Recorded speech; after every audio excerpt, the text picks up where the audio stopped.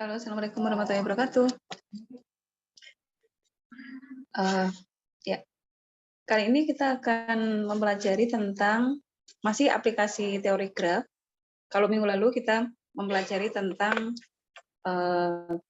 graf coloring atau pemetaan pewarnaan graf dan pemetaan, jadi penggunaan graf untuk mewarnai peta dan aplikasi-aplikasi lainnya. Hari ini kita lanjutkan dengan aplikasi berikutnya, yaitu lintasan, dan nanti kalau ada waktu mungkin kita sampai ke Dijkstra. Saya share screen, materinya sudah saya share di Sinau ya. Baik. Oke, kita mulai dulu dengan sebentar lintasan.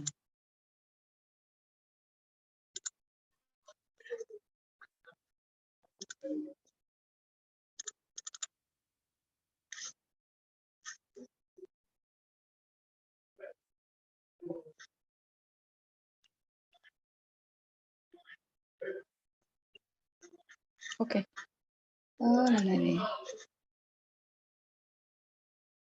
Oke. Ya. Baik, kita mulai dari lintasan Euler. Masih ingat Euler? Kata ini mungkin kalian ingat, ini pernah kita dengar pada saat saya memperkenalkan tentang teori graf, bahwa di sebuah kota di Jerman, di situ ada beberapa daerah yang terhubung dengan jembatan karena ada sungai yang melintasi kota tersebut.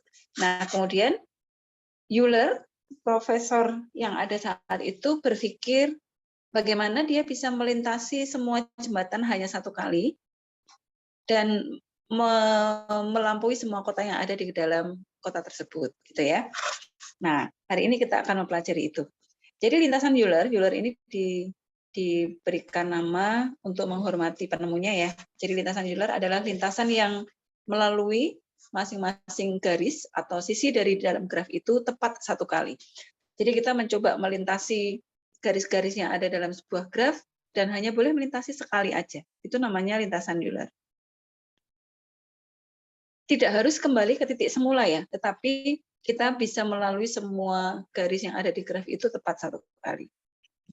Nah, kalau misalnya pada saat melintasi garis-garis itu kita kembali ke titik yang sama, maka lintasan itu disebut lintasan tertutup atau sirkuit. Jadi kita sebut dia sirkuit Euler. Jadi kalau tidak kembali ke titik awal, kita sebut dia lintasan Euler. Tapi kalau kembali ke titik awal, kita sebut dia sirkuit Euler. Nah, graf yang memuat sirkuit Euler itu disebut dengan graf Euler. Jadi graf Euler itu adalah graf yang mengandung sirkuit Euler.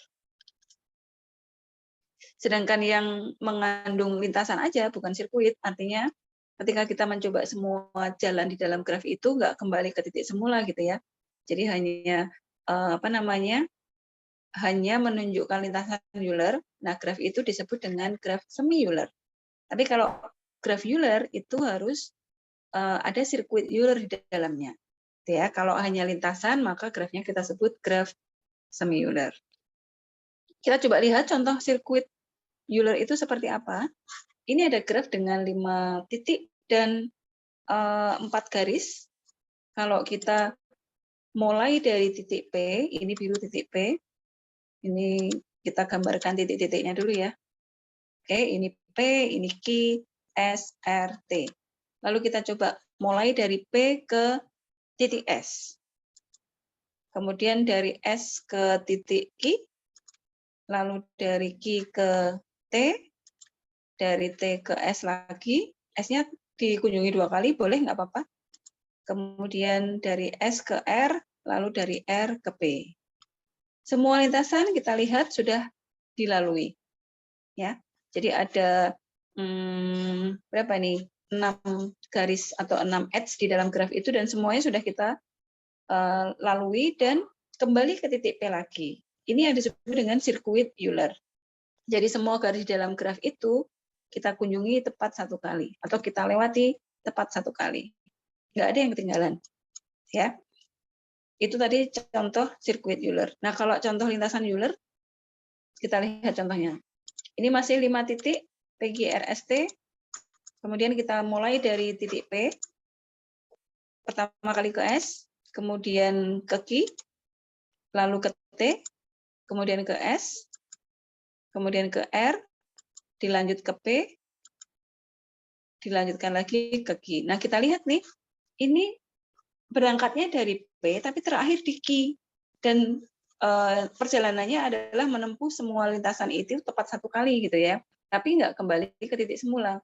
Nah, karena tidak kembali ke titik semula, maka perjalanannya ini bukan sirkuit Euler, tetapi lintasan Euler. Gitu ya. Jadi graf ini disebut dengan graf semi Euler. Sedangkan graf yang tadi yang ini adalah graf Euler. Gitu ya. Itu bedanya graf Euler dan graf semi Euler. Oke, saya lanjutkan. Nah, bagaimana sifat lintasan dan sirkuit Euler? Jadi, sebuah graf G itu disebut graf Euler, artinya memiliki sirkuit Euler, hanya jika setiap titik di dalam graf itu berderajat genap. Jadi, kalau kita lihat degree-nya, titik di dalam graf itu genap, maka graf itu adalah graf Euler. Kalau ada satu aja yang tidak genap, gitu ya, ada satu aja yang ganjil, maka pasti dia bukan graf Euler. Kemudian sifat yang kedua adalah graf G, ini graf terhubung ya, jadi tidak ada titik yang terpisah. Dikatakan graf semi Euler, artinya memiliki lintasan Euler di dalamnya, hanya jika di dalam graf tersebut ada 2 titik yang berderajat ganjil. Jadi kita bisa menentukan apakah graf ini graf Euler atau tidak gitu. Itu dari derajat setiap titiknya. Kita cek degree di dalam setiap titik itu, kalau semuanya genap, dia pasti Euler. Kita bisa menemukan sirkuit Euler di dalamnya. Tapi kalau misalnya ternyata ada yang ganjil nih, kita lihat yang ganjil harus 2. Kalau yang ganjil 2, maka dia pasti semi Euler. Selain itu, maka dia bukan keduanya. Kalau misalnya ada titik yang degree-nya ganjil itu lebih dari 2 gitu ya, maka dia bukan Euler, bukan juga semi Euler. Jadi dia graf biasa. Oke, nah bagaimana dengan graf yang berarah, graf yang ada panahnya? Sebuah graf, masih graf terhubung ya, dan ini berarah sekarang, merupakan graf Euler kalau dia setiap titik di dalam graf tersebut itu memiliki degree masuk dan degree keluar sama. Tadi kalau grafnya itu bukan graf berarah, artinya graf yang nggak ada panahnya, dia dikatakan Euler kalau setiap degree-nya genap. Gitu ya. Nah, kalau ada arahnya, degree genap tadi, itu yang masuk sama yang keluar harus sama. Misalnya masing-masing titik itu, ada yang degree-nya 4, berarti masuk 2, keluar 2. Ada yang degree-nya 2, berarti masuk 1, keluar 1. Gitu ya. Jadi kalau misalnya di dalam graf berarah itu, degree-nya 2, tapi masuk semua atau keluar semua, maka dia bukan sirkuit Euler. Gitu. Jadi kalau dia graf berarah, kita bisa menentukan bahwa dia adalah graf Euler, maka di dalam degree titiknya itu degree masuk sama degree keluarnya harus sama. Kemudian sifat yang keempat adalah, nah graf G merupakan graf yang semi Euler. Semi Euler itu punya lintasan ya. Hanya jika graf G ini terhubung setiap titik pada graf tersebut memiliki derajat masuk dan derajat keluar yang sama, kecuali, jadi kalau yang graf Euler untuk berarah kan semua titiknya harus genap dan masing-masing titik itu derajat masuk sama derajat keluarnya sama gitu ya. Tapi kalau semi Euler kan tadi boleh ganjil, ada ganjil 2 gitu kan. Nah, yang ganjil itu kecuali 2 titik pertama. Yang titik pertama itu memiliki derajat keluar 1 lebih besar. Jadi kalau degree-nya 3 nih, masuk 2, keluar masuk 1, keluar 2. Kemudian titik terakhirnya memiliki derajat masuk lebih besar. Jadi masuknya 2, keluarnya 1 gitu. Ya, itu untuk yang semi Euler tapi graf berarah. Kita coba lihat. Oh, sebentar. Oke, kita lanjut dulu ke Hamilton ya. Jadi kalau mengunjungi setiap garis atau setiap sisi itu tepat satu kali, kita sebut dia lintasan Euler atau sirkuit Euler. Nah, sekarang kalau kita fokusnya di titik. Jadi ada graf yang kita bisa hitung misalnya kita mau buat lintasan nih, tapi lintasan itu melalui setiap titik tepat satu kali. Jadi fokusnya bukan di garis lagi, tapi di titik ya. Maka lintasan ini disebut dengan lintasan Hamilton. Jadi lintasan Hamilton sebuah graf itu adalah lintasan yang melalui setiap titik di dalam graf tersebut tepat satu kali. Tidak ada titik yang dikunjungi dua kali. Nah, kalau lintasan tersebut kembali ke titik semula, maka kita sebut lintasan itu adalah sirkuit Hamilton. Jadi membentuk lintasan yang mengunjungi setiap titiknya satu kali, dan titik berangkat sama titik akhir itu sama, maka disebut dia sirkuit Hamilton.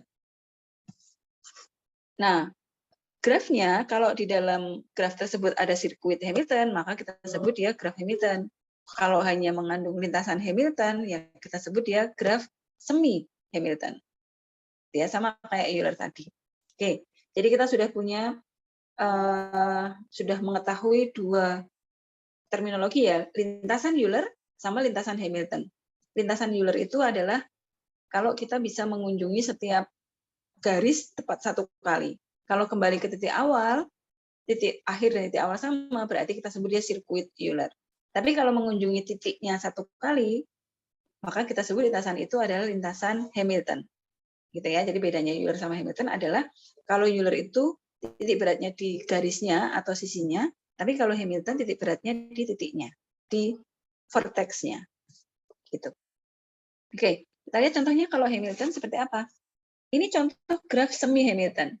Jadi ada lintasan yang mengunjungi setiap titik tepat satu kali, tetapi tidak kembali ke titik awal ya. Maksudnya titik berangkat sama titik akhir tidak sama.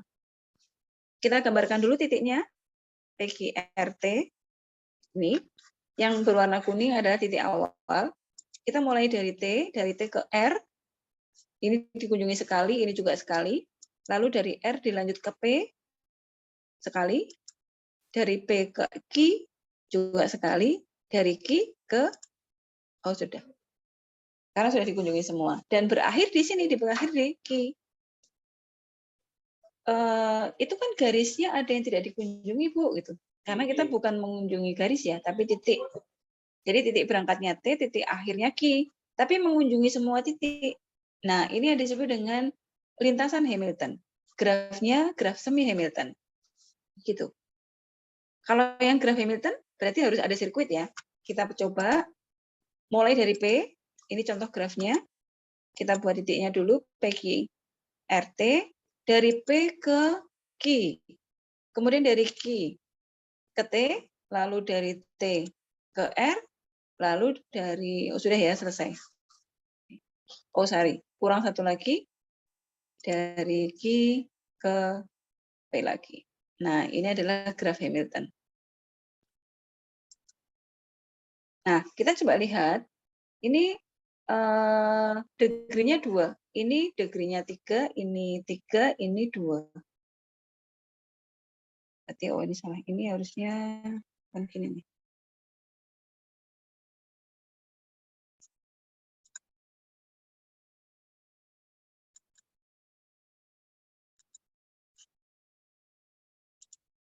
Ini sama ya. Bukan, ini sama semi Hamilton.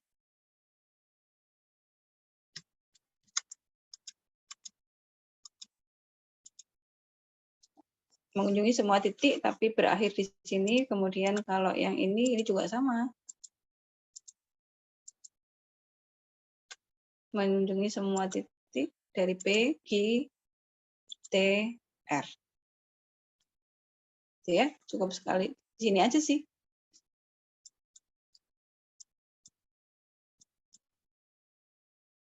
Oke, sekarang kita coba lihat beberapa hal tentang graf Hamilton. Setiap graf lengkap itu merupakan graf Hamilton. Graf lengkap itu adalah graf yang dari satu titik itu ada sisi atau ada garis ke titik yang lain. Jadi misalnya kita punya titik, saya buat contoh graf Saya gambarkan aja ya. Ini contoh graf lengkap. Dari satu titik itu pasti terdapat garis ke titik yang lain. Misalnya, kita gambarkan graf dengan 4 titik, gitu ya. Gini. Nah, graf lengkap itu begini. Dari sini ada, ini ada, ini ada, ini ada, dari sini, terus dari sini. Nah, ini graf lengkap. Degree-nya pasti N-1. Kalau titiknya 4, berarti derajat setiap titiknya adalah 3. Kalau titiknya 5, derajat setiap titiknya adalah 4, gitu ya. Kita contohkan satu lagi. Ini misalnya kita punya graf dengan 5 titik.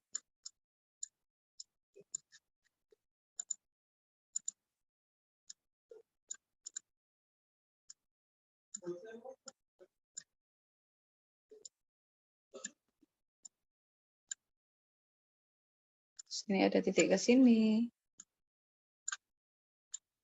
Nah, satu lagi. Satu lagi.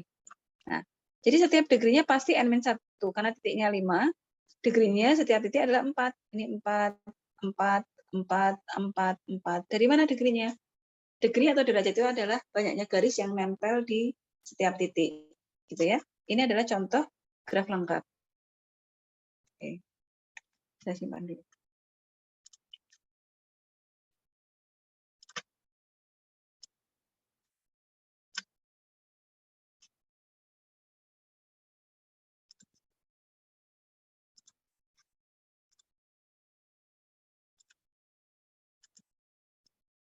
Oke.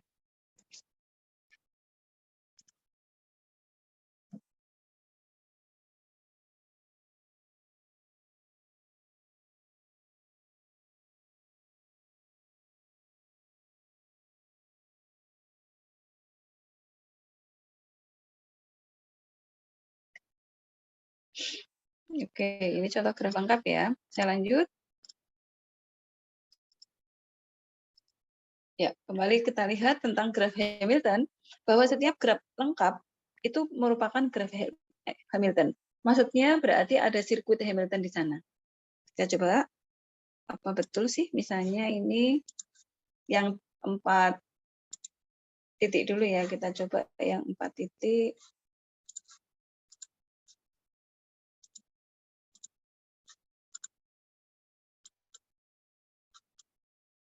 Oke, ini.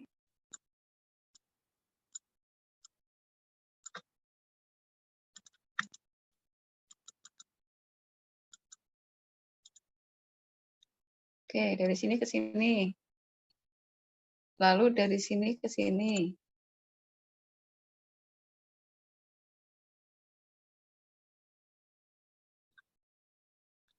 Saya entar dulu. Lalu dilanjut dari sini ke sini. Kemudian dari sini ke sini. Melalui semua titik ya. Tepat 1 kali. Dari sini ke sini.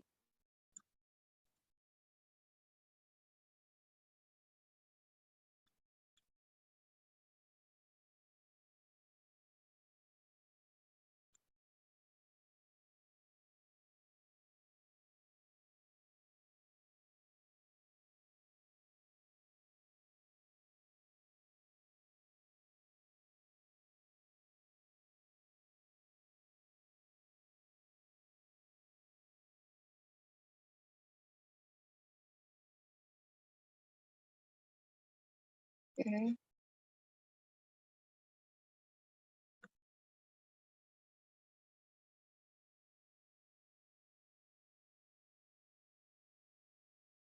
Berikutnya, pada suatu graf lengkap, misalnya graf G, dengan N titik atau N buah simpul yang lebih besar sama dengan 3, itu akan terdapat N-1 setengah kali N-1 faktorial buah sirkuit Hamilton. Nanti kita coba lihat. Nah, pada sebuah graf lengkap G dengan N buah titik terdapat N-1 dibagi 2 atau setengah kali N-1 sirkuit Hamilton yang saling lepas. Artinya tidak ada sisi yang bersisian. Dan jika N-nya genap, jumlah titiknya genap, N-nya lebih besar sama dengan 4, maka di dalam graf G itu ada setengah kali N-1 buah sirkuit Hamilton yang saling lepas. Kita coba. Nah, kita coba aplikasi dari sirkuit Hamilton sama Euler ya. Contoh kasusnya adalah pada persoalan Traveling Salesman Problem atau sering disebut dengan TSP, perjalanan pedagang. Sama nanti perjalanan Chinese Postman. Kita coba lihat yang TSP dulu ya. Jadi kasus ini itu diilhami oleh seorang pedagang yang berkeliling mengunjungi sejumlah kota. Jadi dia kan berusaha menawarkan atau menjajakan dagangannya gitu. Dia punya peta gitu. Ada kota yang harus dikunjungi. Tentu dari satu kota ke kota yang lain kan ada jaraknya. Nah, bagaimana kita bisa menentukan sirkuit atau jalan terpendek yang harus dilalui pedagang itu jika dia harus berangkat dan berakhir di kota yang sama. Misalnya dari Semarang nih, dia kan nanti menjajakan dagangannya gitu. Nah, supaya dia bisa kembali ke tempat yang semula, ke kota asalnya, tapi nggak ada kota yang dikunjungi 2 kali, cukup sekali sampai nanti dia kembali lagi ke kotanya. Nah, kita coba lihat. Jadi misalnya begini, katakanlah petanya seperti ini gitu ya. Dia harus mengunjungi 4 kota termasuk tempat kotanya dia berangkat. Lalu di setiap kota itu jaraknya beda-beda. Misalnya dari P ke Q ada sepanjang 12 kilo misalnya. Dari Q ke T 8 kilo dan ini bolak-balik. R ke T juga jaraknya 15, kemudian P ke R 10, P ke T itu 5, kemudian Q ke R 9. Dia berangkat dari P. Tujuannya kembali lagi ke P. Nah, sirkuit Hamilton-nya ada beberapa pilihan dong. Kalau ini nggak melihat, nanti kita catat berapakah jarak yang ditempuh pedagang tadi kalau dia melalui jalan itu, gitu ya. Ini kan grafnya graf lengkap nih. Jadi untuk menguji apakah dia punya sirkuit Hamilton atau tidak kan dicek bahwa degree-nya harus semuanya genap. Ini 3, 3, 3, 3. Kita coba lihat dulu ya. Yang H1 yang pertama itu P, Q, T, R, P. Gitu ya. P, Q, T, R, P. Jadi kan lewatnya jalur ini, jalur ini, jalur ini, jalur ini. Jarak ini kan nggak dipakai nih, yang 5 sama 9. Jadi ini kita abaikan. Nah, berarti lintasannya PQRT itu kan ini 2, 2, 2, 2 gitu. Ini berkaitan dengan yang sifat tadi bahwa sirkuit Hamilton itu grafnya degree-nya harus genap semua degree-nya. Jadi jangan sampai berpikiran loh itu kan degree-nya ganjil Bu 3 gitu karena ini graf lengkap. Gitu ya. Nah, graf lengkap itu bisa dipakai untuk beberapa pilihan gitu maksudnya. Tapi graf Hamilton-nya itu adalah yang ini yang pertama, graf Hamilton yang pertama nih ya, yang PQ TRP. Jaraknya ternyata ini 12, 8, 15, 10, jadi 45. Atau sirkuit yang kedua, Hamilton yang kedua adalah dari P ini ke Q, lalu ke R ke sini, terus baru ke T, baru ke P. Jadi nggak lewat sini, lewatnya yang sini ya. P, Q, T, P, Q, R, T, P. Kayak jam pasir ya, yang ini nggak ada, ini nggak ada. Jadi degree-nya tetap 2. Nah, itu totalnya 41 jarak tempuh yang keseluruhan yang dijalani oleh pedagang tadi. Kemungkinan ketiga adalah ini, dari P ke R, kemudian ke Q, lalu ke T, terus kembali ke P. Jadi P, R, Q, T, P. Itu ya, lintasannya jadinya ini 10 tambah 9 tambah 8 tambah 5. Itu sebanyak 32. Sudah, nggak ada yang lain lagi. Ada lagi nggak misalnya? Jadi kalian boleh coba-coba. Dan sirkuit Hamiltonnya hanya ini. Mengunjungi setiap titik dan kembali lagi ke titik semula. Ya, dari P, lewat Q, kemudian ke T, ke R, lalu balik. Itu kan semua kota terlalui ya. Dan hasil akhirnya ke titik semula lagi. Itu yang pertama. Atau misalnya kita lewat yang P, Q, ke sini, R, T, P. Lintasan kedua, ternyata hasilnya 41.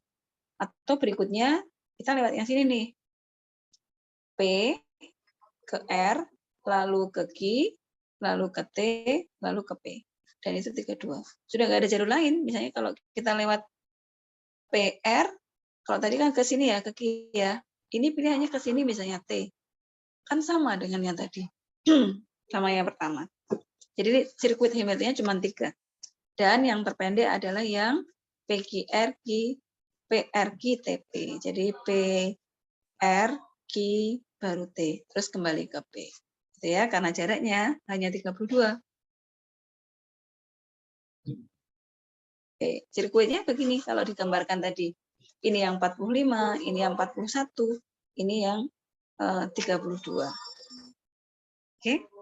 Nah, ini yang disebut dengan sirkuit Hamilton. Setiap degree-nya pasti setiap titik berdegree genap. Ini 2, 2, 2, 2. 2, 2, sama.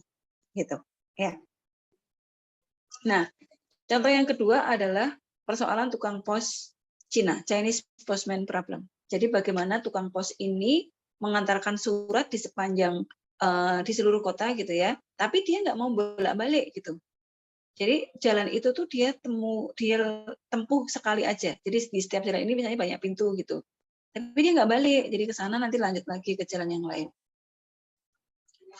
Kasus ini, jadi persoalannya adalah bagaimana dia harus mengantar surat ke alamat-alamat sepanjang jalan di sebuah daerah. Jadi bagaimana dia merencanakan rute itu supaya dia bisa lewat di setiap jalan cukup sekali dan kembali lagi ke tempat awal dia berangkat. Gitu. Nah, ini permasalahan ini adalah masalah Euler, bukan Hamilton. Karena yang harus dilewati adalah jalannya, bukan titiknya. Kita coba lihat contohnya. Ini ada 6 kota, A, B, C, D, E, F.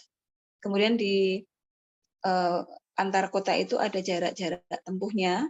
Karena nggak ada panahnya, berarti dia berlaku bolak-balik ya. Boleh bolak-balik. Dari A ke B jaraknya 2. Dari B ke C jaraknya 8. Dari C ke D jaraknya 1, dan seterusnya. Kita coba mulai dari A. Kita tuliskan dulu titik-titiknya ya. A, B, C, D, E, F. Kita mulai dari A ke B. Dari sini, lalu ke C, ke D, E, F, kembali ke C, kemudian ke E, B, F, kembali ke A. Gitu. Semua jalannya dilewati. Kotanya boleh dilewati berkali-kali ya. Tapi jalan yang menghubungkan itu hanya dilewati sekali. Gitu. Karena dia harus melewati semua jalan yang ada di dalam kota tersebut. Gitu. Nah, sekarang lintasan yang harus dilalui adalah, kalau ini bukan kasus lintasan terpendek ya, karena lintasannya harus dilewati semua. Lintasan yang harus dilalui adalah dari A ke B dulu, dilanjut ke C, kemudian ke D, setelah itu E, lanjut F, dari F ke C lagi, kemudian ke E, dilanjut ke B, ke F lagi, baru terakhir ke A. Gitu ya. Jadi ini adalah lintasan Euler. Nah, nanti kalian coba, kalau grafnya seperti ini, kalian tentukan apakah ini graf Euler atau bukan. Ya. Ini juga sama, persoalan perjalanan salesman berarti ini menentukan cari lintasan terpendek dari permasalahan ini. Jadi ada cari sirkuit Hamilton-nya. Kalian buat grafnya, kemudian buat lintasan supaya dari satu titik ke titik yang lain itu hanya dilewati sekali. Jalannya boleh tidak dipakai semua. Pokoknya dia melewati semua titiknya dan hanya boleh sekali, nggak boleh bolak-balik. Gitu ya. Oke. Ya. Itu yang untuk lintasan Euler dan Hamilton. Nah, aplikasi ketiga atau penggunaan lintasan yang berikutnya adalah Dijkstra, algoritma Dijkstra. Algoritma Dijkstra ini banyak sekali dipakai untuk persoalan-persoalan lintasan terpendek. Jadi bagaimana mencari lintasan terpendek.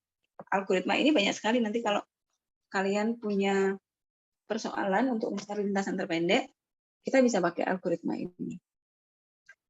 Jadi grafnya itu persoalannya tidak hanya di pemetaan ya. Mungkin ini bisa untuk tidak hanya jarak tapi bisa bobot, bisa biaya gitu.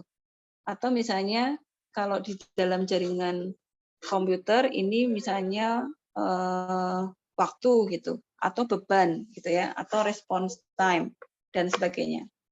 Pertanyaannya adalah manakah lintasan yang terpendek antara dua titik dalam graf tersebut, yaitu lintasan dengan jumlah bobot yang paling kecil sepanjang perjalanannya. Ya, misalnya berkaitan dengan koneksi internet, koneksi tercepat pada jaringan komputer, atau perjalanan kereta api atau kota gitu, atau misalnya gas, kabel, macam-macam. Pokoknya yang garis-garis itu tuh implementasinya banyak banget gitu ya. Tidak hanya jarak, tapi juga bisa beban, bisa biaya, gitu. Bisa waktu respon gitu. Oke, nah algoritmanya seperti apa?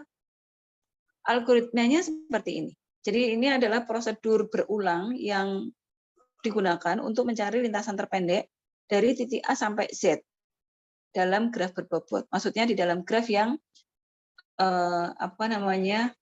di garisnya itu ada bobotnya gitu ya. Prosesnya seperti apa? Prosesnya adalah mencari panjang lintasan terpendek dari satu simpul pendahulu atau dari satu titik pendahulu dan menambahkan titik-titik tersebut ke dalam himpunan, katakanlah himpunan simpul S gitu ya. Nah, dan itu dilakukan berulang kali. Jadi iteratif gitu. Sampai nanti algoritma ini akan berhenti ketika semua titik di dalam graf itu sudah tertandai atau artinya sudah dilewati. Oke, algoritmanya seperti apa? Ini saya tuliskan ada 6 langkah. Oke, saya tuliskan semuanya dulu ya. Jadi algoritmanya seperti ini. Pertama kita menentukan titik mana yang akan kita pakai sebagai titik awal atau node awal. Nah, kemudian pada jarak atau garis yang menghubungkan dari titik awal itu ke titik-titik berikutnya kita beri bobot. Kita beri bobot jarak pada titik pertama ke titik terdekat, satu persatu. Dari titik itu ke titik terdekatnya mana, gitu ya. Titik terdekat itu maksudnya ada garis langsung. Jadi kalau ini matrik adalah matrik insidensi. Jadi ada garis yang terhubung langsung ke titik tersebut. Nah, Dijkstra akan melakukan pengembangan pencarian dari satu titik ke titik yang lain, nanti dilanjutkan ke titik berikutnya. Tapi pada awal tahap, itu kita pilih titik awalnya, lalu kita lihat jarak dari titik itu ke titik yang lain berapa. Tapi kalau tidak terhubung langsung, kita tidak bisa berikan bobot. Jadi bobotnya karena nggak langsung, kita beri nilai tak terhingga. Gitu ya. Jadi di langkah kedua adalah kita beri nilai bobot, dalam hal ini jarak, untuk setiap titik ke titik yang lain. Lalu kita set nih, mula-mula untuk titik awal kita beri nilai 0. Titik awalnya 0, kemudian titik yang tidak terhubung langsung itu kita beri nilai tak terhingga. Yang belum keisi gitu ya, nanti di iterasinya begitu. Nah, setelah semua node kita set, titik yang pertama kali pakai sebagai keberangkatan, katakanlah ini kita titik keberangkatan gitu ya, atau node keberangkatan. Dari node ini, dari titik ini, kemudian kita hitung nih titik-titik tetangga yang belum dilalui. Kita pertimbangkan semua. Kita hitung jaraknya dari titik keberangkatan. Kemudian ambil nilai terkecil, jarak yang paling kecil dari semua titik keberangkatan itu. Lakukan lagi di iterasi berikutnya. Kalau ternyata titik itu lebih kecil dari titik sebelumnya, maka titik yang lama itu kita replace, diganti dengan jarak yang baru. Begitu seterusnya sampai semua kota terlewati, sampai semua titik sudah ditandai bahwa ini sudah dilewati. Gitu. Nah, untuk lebih jelasnya kita coba lihat contohnya. Jadi begini, ini prosedurnya ya, kalau kita buat di algoritmanya, di pemrograman, kita buat prosedur Dijkstra itu seperti ini.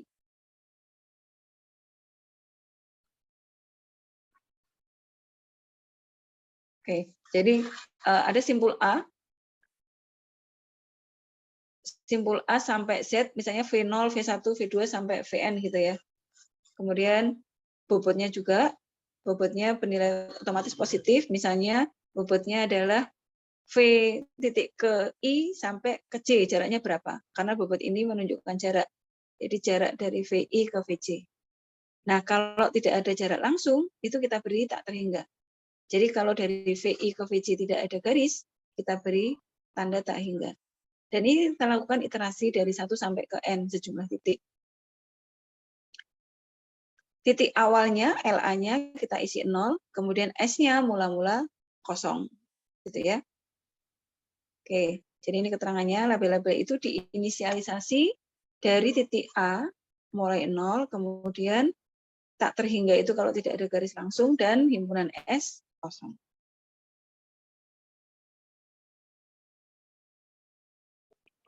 Nah, algoritmanya seperti ini.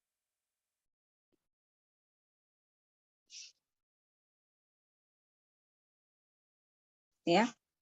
Jadi nanti tuh penjumlahan jarak yang sudah ditempuh oleh titik tersebut dibandingkan dengan jarak sebelumnya. Kalau lebih kecil berarti kita pakai jarak tersebut menggantikan jarak yang lebih besar pada iterasi sebelumnya. Begitu terus sampai semuanya selesai. Oke, mungkin lebih cepat, lebih gampangnya kita coba lihat contohnya. Misalnya kita punya 6 titik seperti ini, 6 titik A sampai Z ya. Kita mau mencari lintasan terpendek dari A menuju ke Z dengan masing-masing jarak dari satu titik ke titik yang lain itu dipetakan seperti ini. Dari A ke Z kan jalurnya banyak banget. Kita bisa lewat A ke B, lalu ke D, lalu ke Z. Jarak tempuhnya 15. Kalau lewat Z di bawah berarti A ke C, lanjut ke E, lalu ke Z. Berarti 15. Atau kalau lewat sini dari A ke B, kemudian ke C, ke D, ke Z. Atau dari A ke B, ke C, ke E, ke Z. Banyak sekali. Nah, dari sekian jalur, itu yang pendek yang mana? Yang paling pendek. Intinya begitu, Dijkstra. Dengan algoritma Dijkstra, kita nggak perlu membuat beberapa kali. Jadi, mula-mula dari, kita mulai dari A kan, ini kita beri nilai 0. Kemudian, kalau dari A ini ke B, maka di B, mula-mula kalau belum jalan, inisialisasinya semuanya kita beri tak terhingga, seperti ini. Ini step 0. Inisialisasi. Berikutnya, step 1, berarti kita mulai dari titik A nih. Dari titik A ke B yang semula B itu tak terhingga, karena dari A ke B jaraknya 4, maka nanti akan berganti seperti ini. Titik A itu jaraknya 4, dimulai dari titik A. Kemudian titik C itu jaraknya 2, dimulai dari titik A. Gitu ya. Jadi mulai dari A, kemudian kalau ke B, B-nya menjadi 4, A ini menunjukkan berangkat dari A atau lintasan yang sudah ditempuh, kemudian di titik C ini 2, lintasan yang sudah ditempuh A. Berikutnya, dibandingkan, ini kan tujuannya ke sini nih, ke Z. Antara 4 sama 2 pendek mana? Karena pendek C, maka yang akan terpilih yang step yang terpilih adalah yang C. Jadi di step 2, C yang terpilih. Ini setelah membandingkan dengan B. Gitu ya. Jadi ini tidak terpilih karena lewat C lebih pendek gitu. Nah, kemudian dari C ini dilanjut ke D, jaraknya dari 2 tambah 8 jadi 10. Kalau ke E dari 2 tambah 10 jadi 12. Jadi kalau kita tuliskan nih dari sini, dari C ke B itu 3, karena lewat sini 2 tambah 1 ya, jadi 3. Lintasannya adalah dari A ke C, lanjut ke B. Kemudian yang D, 10, karena dari sini 2, 8, jadi 10. Jalurnya mana? A, C, D. Gitu ya. Kemudian yang E, 12, karena di sini 2, 10. Jadi 12, lintasannya A, C. Gitu ya. Nah, kemudian kita bandingkan lagi. Ini 3, 10, 12. Yang paling kecil mana? Yang paling kecil 3. Jadi sekarang yang dipilih berikutnya adalah B. Nah, gitu. Kemudian dari B kita hitung lagi. B ini lintasannya kan berarti AC ya. A, C, lalu ke B. Sekarang kita cari. Dari B ini hanya ke D. Dari 3 dilanjut 5. Jadi nanti D ini 10 ini akan tergantikan menjadi 8. Nah, 8 itu lintasannya dari A ke C dulu, lalu ke B, baru ke D. Lewat sini ya. Nah, karena dari B nggak ada jalan lain kecuali ke D, maka sudah. Berikutnya kita ganti lagi iterasinya. Sekarang kita bandingkan. Ini 8 sama yang satu lagi. Oh, sudah. Pilihannya cuma satu ya, jadi ini kita pilih 8. Nah, dari 8 ini ke E. 8 tambah 2, 10. Sementara yang sebelumnya kan 12, jadi ini tergantikan. Akan terganti menjadi 10. Nah, gini. Lintasannya A, C, D, E. A, C, B, D, baru ke E. Gitu ya, 10. Sementara kalau dari sini 8. Nah, kemudian kalau dari Z, itu kan 8 tambah 6, 14. Kalau dari sini 10 tambah 3, 13. Di apa namanya? Jaraknya adalah, oh ini salah nih. Tapi dari sini 10. Kemudian nanti akan, ini tergantikan ya, 10 tambah 3 menjadi 13. Nah, jadi jarak yang ditempuh supaya jalurnya terpendek itu harus lewat A, C, B, D, E, Z. Gitu. Ini algoritma Dijkstra. Jadi, kita mulai dari satu titik, lalu dipertimbangkan semua titik yang dekat dengan dia, kita lihat jaraknya, kemudian jarak yang terpendek yang kita pilih, lalu di titik berikutnya kita cari lagi, kita tambahkan dari jalur sebelumnya dengan jarak yang sekarang, kemudian kalau nilainya yang sekarang lebih kecil daripada jalur yang lama, maka dia harus digantikan. Gitu. Oke, nah saya tebalkan jaraknya ini ya. Ini lintasan terpendek dengan menggunakan algoritma Dijkstra. Saya coba satu lagi. Nah, contoh lagi misalnya gini. Kita mau hitung nih jarak dari V1 ke V7. Ini hampir sama kayak tadi ya. Sekarang kita coba pakai tabel. Jadi tabelnya seperti ini. Pertama, kita buat kolom iterasi. Kemudian ini kolom titik-titik yang belum dikunjungi. Ini kolom yang sudah dikunjungi. Kemudian posisi saat ini. Kemudian ini jumlah langkah atau jarak yang sudah dilalui. Oke, nah caranya seperti ini. Saya ini gambarnya jadi satu ya. Saya terangkan. Mula-mula proses inisialisasi ini belum masuk ke langkah 1. Titiknya kan ada 7 nih. Jadi V1, V2, V3 sampai V7. Ini proses inisialisasi pada kolom unvisit, jadi titik yang belum dikunjungi. Titik yang sudah dikunjungi belum ada. Karena memang belum berangkat ya, belum ada. Posisi saat ini nggak ada. Belum menginjak bahkan di titik V1 pun belum. Kemudian kita buat kolom-kolom V1 sampai V7 seperti ini. Nah, kita buat karena kita nanti mau berangkat mulai dari V1, jadi V1-nya ini kita beri nilai 0, sementara yang lain tak terhingga. Gitu ya. Kemudian titiknya kita beri 0 dulu, ini inisialisasi. Nah, sekarang kita masuk ke langkah 1, iterasi pertama. Iterasi pertama kan berarti kita mulai dari V1 nih, vertex 1. Berarti titik yang belum dikunjungi kan sisanya. V1 itu masuk ke sini, masuk ke titik yang sudah dikunjungi, karena kita pilih. Posisi sekarang, current di V1. Berarti key-nya yang belum dikunjungi adalah V2 sampai V7 ya, minus V1. Nah, di kolom V1, dari V1 itu kita menuju ke V2, V2 itu jaraknya 5, berarti di sini kita isikan 5, mulai dari V1. Jaraknya 5, berangkat dari V1. Kayak tadi kan, jaraknya 5, berangkat dari mana gitu. Ini iterasi pertama. Kemudian dari V1 ke V3, 7. 7 berangkat dari V1. Kemudian satu lagi, yang ada garis langsung itu ke V4, 12. Di sini ke V4, 12, mulai dari V1. Gitu ya.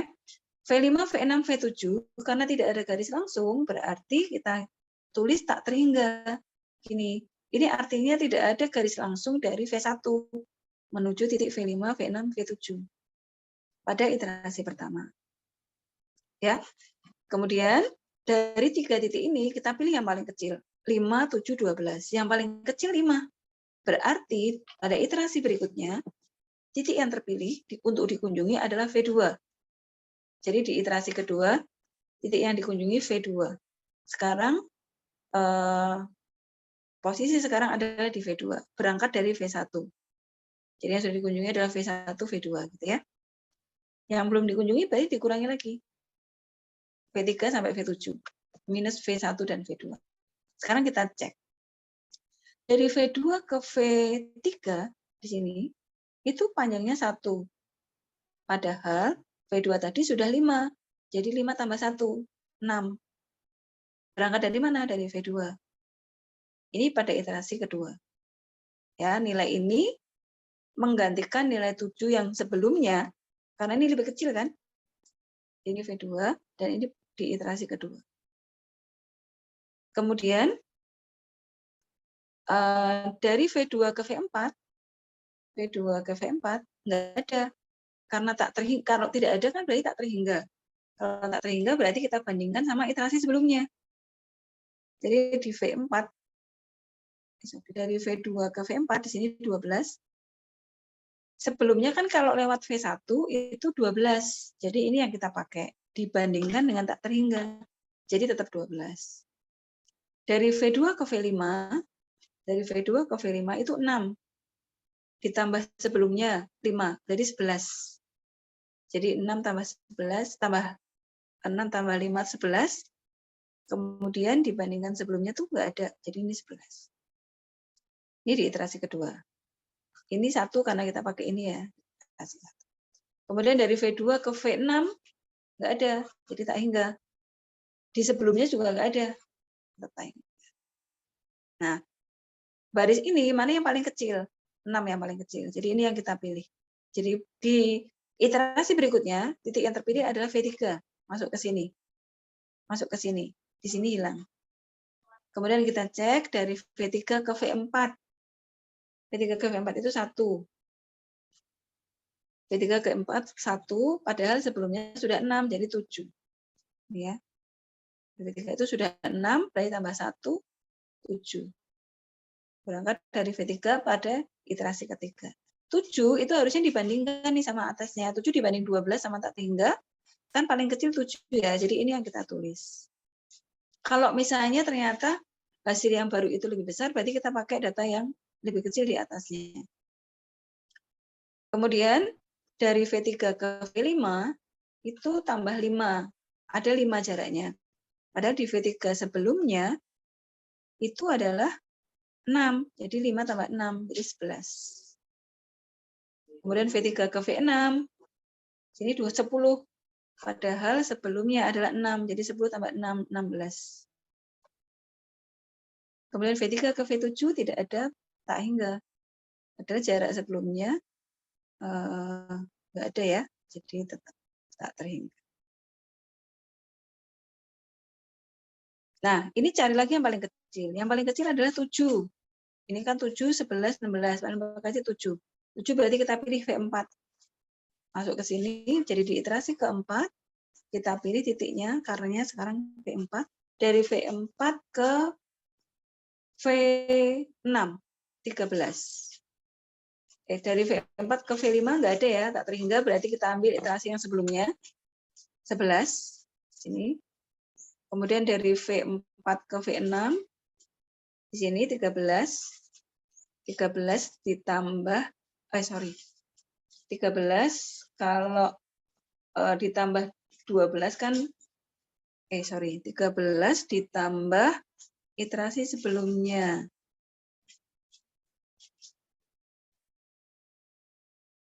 Dari V4 ke V6.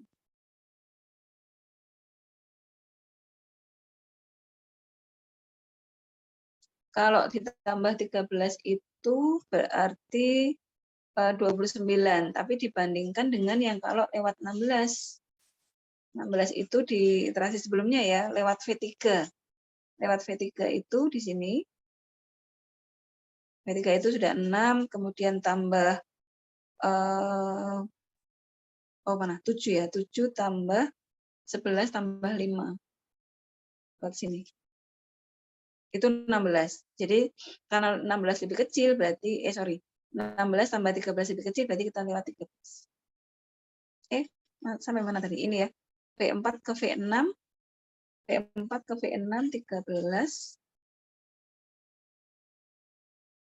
dibandingkan yang sebelumnya itu lewat V3, ini lewat sini dari V1, V2, V3, V6 itu 16. Kemudian kalau lewat V4 itu 7 ditambah 13. Ini V4 itu kan 7 ya, ditambah 13 20. Masih lebih kecil yang 16. Jadi yang kita pilih yang 16.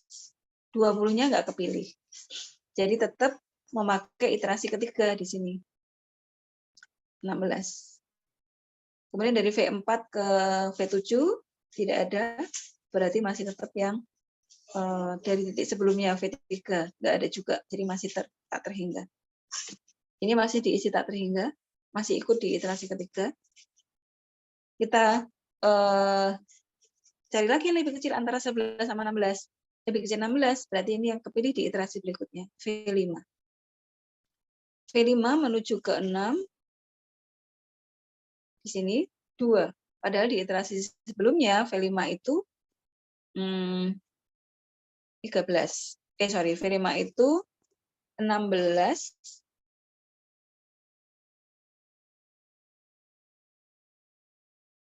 V5, V5 ke V6 itu 11, terakhir kan 11 ya, tambah 2 berarti 13, dibandingkan yang sebelumnya itu 16. Jadi kita ambil yang lebih kecil, 13. Kemudian dari V5 ke V7 tambah 7. Padahal V5 sebelumnya itu 11, 11 tambah 7, 18. Nah, karena sebelumnya tak terhingga, berarti kita pilih yang 18. Kita bandingkan lagi nih. 13 sama 18 lebih kecil mana? Lebih kecil V6. Jadi V6 berikutnya kepilih dari V7 ke V6 itu 3. Padahal sebelumnya 13, jadi 3 tambah 13 tambah 3, 16, dibandingkan yang sebelumnya 18.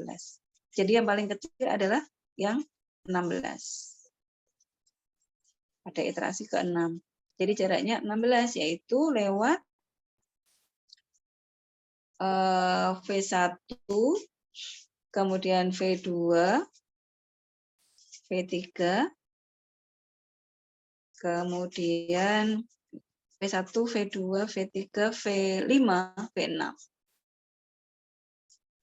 1, 2, 3, 5, 6, 7. Gitu ya.